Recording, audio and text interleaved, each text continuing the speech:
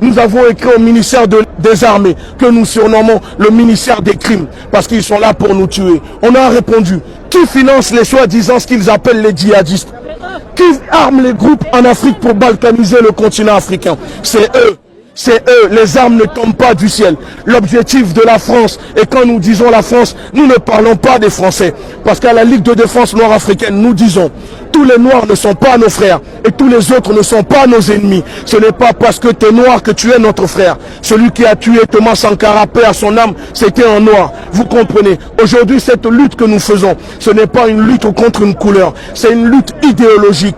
Nous voulons la liberté des peuples qui sont opprimés. Et ça fait 600 ans d'esclavage que le continent africain subit l'injustice de l'État français. Je ne vous parle même pas des 3000 ans d'occupation de l'Europe sur l'Afrique, parce que ça fait plus de 2000 ans que l'Europe, je dis l'Europe, occupe le continent africain. Ça fait 600 ans que l'État français applique l'esclavage par la colonisation, la neurocolonisation, le néocolonialisme, une politique impérialiste sur le continent africain.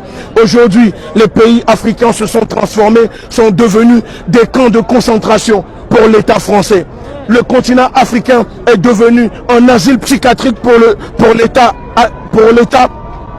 français. Pourquoi? Parce qu'ils savent que nous avons peur de nous battre, parce qu'ils ont soumis nos parents. On a vu, c'est grâce aux tirailleurs africains, pour ne pas dire seulement sénégalais, avec les Russes qui ont libéré la France. Quand la libération est finie, on a vu ce que De Gaulle, le criminel, a fait sur les tirailleurs africains.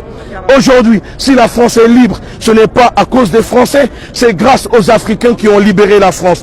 Parce que quand les nazis sont arrivés, les Français collaboraient avec les nazis pour déporter des gens dans les camps de concentration. Là où nos ancêtres, nos grands-parents se sacrifiaient pour libérer la France. Aujourd'hui, quelle récompense ils ont pour nous? Macky Sall dit, mais soyez contents parce qu'ils donnaient des desserts aux tirailleurs. Mais c'est une honte. C'est une honte. Macky Sall doit comprendre que la politique de De Gaulle, c'est De Gaulle qui a mis ce système sur le continent africain.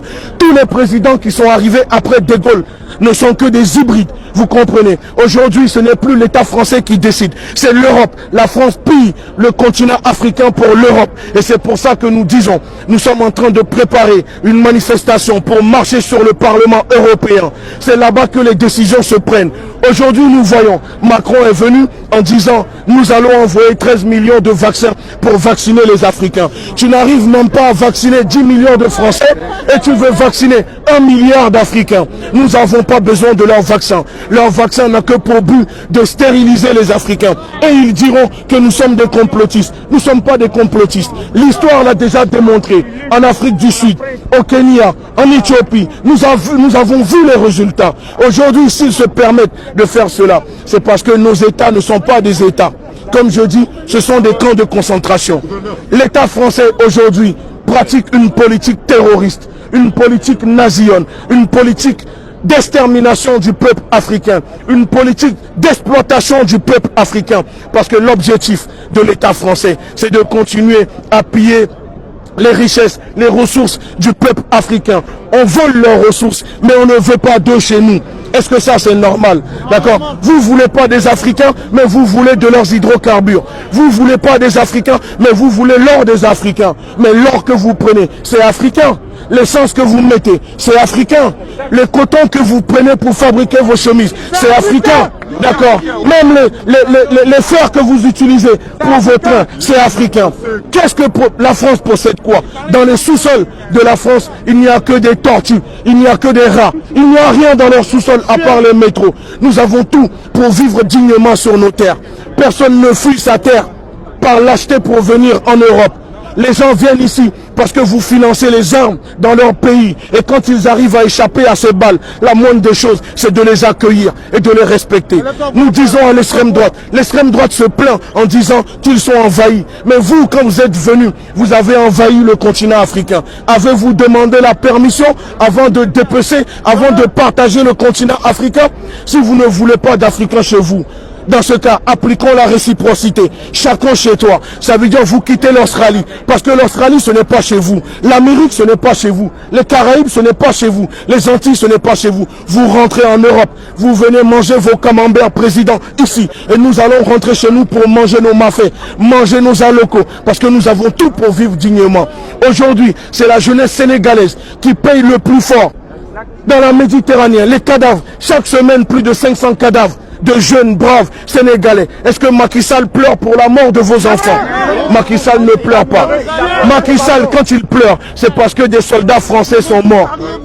Est-ce que ça c'est normal? Macky Sall pleure parce que la France n'est pas d'accord, parce que la France dit, oh Macky Sall, viens ici, viens te baisser à quatre pattes, vends la dignité de ton peuple. Et c'est ça où nous disons à Macky Sall, s'il n'est pas capable de défendre le peuple sénégalais, si Macky Sall n'est pas capable d'assurer ne serait-ce que le minimum vital au peuple sénégalais, alors Macky Sall doit quitter le pouvoir. Le pouvoir doit revenir au peuple. Le pouvoir doit revenir au peuple. Et nous le disons, moi j'assume, moi je suis persécuté en tant qu'activiste politique par l'État français. Ils ouvrent mes courriers, ils me convoquent, je suis suivi par des drones, des policiers me suivent en voiture, ça ne me fait pas peur. Du haut de mon âge, j'accepte si c'est le prix à payer pour que mes enfants, pour que nos enfants soient libres.